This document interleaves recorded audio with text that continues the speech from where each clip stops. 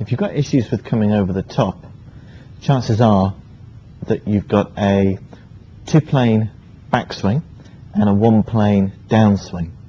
Now, neither is right or wrong, but if you're mixing the two together, then quite often this is the culprit of a over-the-top movement. So let me try and explain.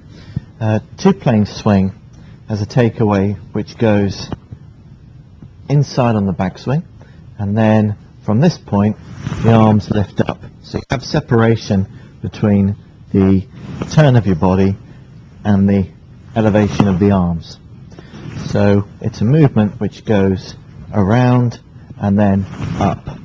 Now, if that's you, the downswing must start with the reverse order of the backswing.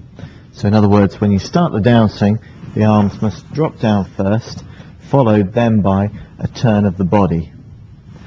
Now, that's fine if you've got a drop down of your arms before the shoulders start to engage in their second movement.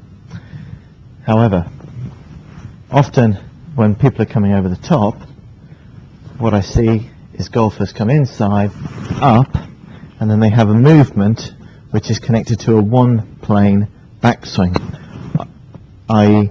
that the shoulders and the hips start turning with the arms then coming down after. Now, that movement itself isn't wrong, but obviously if you're going on a 2-plane backswing and then you make a 1-plane downswing, then chances are that you're going to sweep across the ball and get numerous types of shots. So if your natural movement from the top of the backswing is to whip the hips round and turn the shoulders from the minute you start down, then you need to work towards lowering your plane down to a single movement. So the lower line which you see down here, that's your 1-plane swing. 2-plane swing is when you go to the lower one and then you lift up to the top one. That's a 2-plane. So the 1-plane swing, your hands work inside with the club staying slightly outside your hands, and then the arms, instead of going up, they'll go back behind you. Now from this movement here, you can then begin to rotate the hips and the shoulders from the start of the backswing without the worry or fear of the club coming over the top. So your path will be a touch more shallow, which is fine, but you'll feel a natural movement taking place to the ball.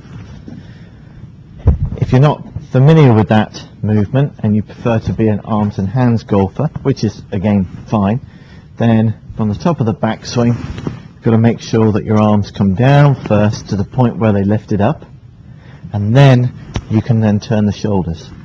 So to rectify the problem of coming over the top, look at the top of the backswing, decide whether you're a 1 or 2-plane swing. If you're a 2-plane swing, remember the arms must drop down before the shoulders turn.